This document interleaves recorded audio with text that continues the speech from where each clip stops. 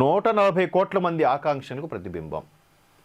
అంటే ప్రభుత్వ పక్షంలో ఎవరికి వాళ్ళు ఫేవర్గా చెప్పుకుంటారు, బట్ విపక్షాలు దాన్ని పెదవి విరుస్తారు. ఇవాళ దానికి ప్రెస్ మీట్లు పెట్టి నానా స్టేట్మెంట్లు ఇస్తారు. ఇవాళ ఇంకేంటంటే రేపు రాబోయే రాష్ట్రాలు ఎన్నికలు ఉన్నాయి కాబట్టి ఆయా రాష్ట్రాలకే ఎక్కువగా ప్రాధాన్యత ఇచ్చారు అని చెప్తూ ఉంటారు. చూద్దాం. అందులో తెలంగాణకు కూడా మొండి చేయి చూపించారనే విధంగా కూడా విమర్శలు జరుగుతున్నాయి. ఆల్రెడీ వడ్డించిన విస్తరి తెలంగాణ. నిజంగా మేజర్ మెట్రోపాలిటన్ సిటీస్లో హైదరాబాద్ ఒక మహానగరంగా ఉండడం నిజంగా తెలంగాణ చేసుకున్న అదృష్టం అని చెప్పాలి. ఒక్క తెలంగాణ కాకుండా మిగతా కూడా అభివృద్ధి చెందితే బాగుంటుంది.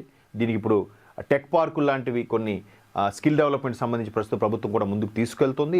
వరంగల్, అలాగే కరీంనగర్, నిజామాబాద్ లాంటివి కూడా క్లాస్ బి సిటీస్గా అభివృద్ధి చెందడానికి కూడా దోహదపడుతున్నాయి. అప్పుడు తద్వారా కొన్ని ఎయిర్పోర్ట్లో వచ్చినప్పుడు బాగుంటుంది. ప్రస్తుతానికైతే అభివృద్ధి చెందిన రాష్ట్రంగా, మిగులు బడ్జెట్ ఉన్న రాష్ట్రంగా తెలంగాణ ఉండేది. రాష్ట్రం విడిపోయే నాటికి తర్వాత ప్రభుత్వాలు చాలా, మరి అది వేరే సబ్జెక్టు. సో ఇక్కడ ఒకసారి ప్రధాని మోదీ ఏమన్నారు ఒకసారి చూస్తే, 140 కోట్ల ప్రజల ఆకాంక్షల ప్రతిబింబం ఈ బడ్జెట్. ఇది సంస్కరణ ప్రయాణాన్ని బలోపేతం చేయడంతో పాటు వికసిత్ భారత్ నిర్మాణానికి మార్గనిర్దేశం చేస్తుంది. 47 నాటికి వికసిత్ భారత్ దిశగా మన ప్రయాణానికి పద్దు పునాది లాంటిది అని అభివర్ణించారు.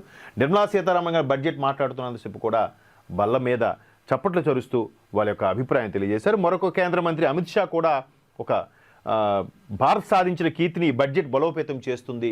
ఇప్పటి వరకు ఒక ఎత్తు. ఇంకోటి రంగం ప్రధానంగా ఎందుకు ఇక్కడ హోంమంత్రి అమిత్ షా గారు ఈ విధమైన చెప్పారంటే, నిన్న ఎప్పుడూ లేదు రక్షణ రంగంలో మరొక ఆల్మోస్ట్ ఒక 20% ఎక్స్ట్రా కేటాయించారట ఎవరి కన్నా. ఎందుకు కేటాయించారంటే సుమారుగా 1.8 లక్షలు, 1,80,000 కోట్ల రూపాయలు ఈసారి రక్షణ రంగానికి ఆధునిక ఆయుధాలు, యుద్ధ రంగాలు అన్నీ కొనిపెట్టారు. ఎందుకంటే చుట్టూ వెధవలే ఉన్నారు మన చుట్టూ కూడా.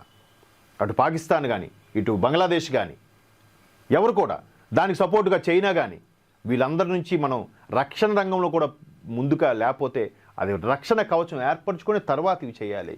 కాబట్టి దానికి ఈసారి బాగా కేటాయించారు. అదొకసారి మనం అండర్లైన్ చేసుకోవాలి. రక్షణ రంగానికి ఎంత బాగా కేటాయించడం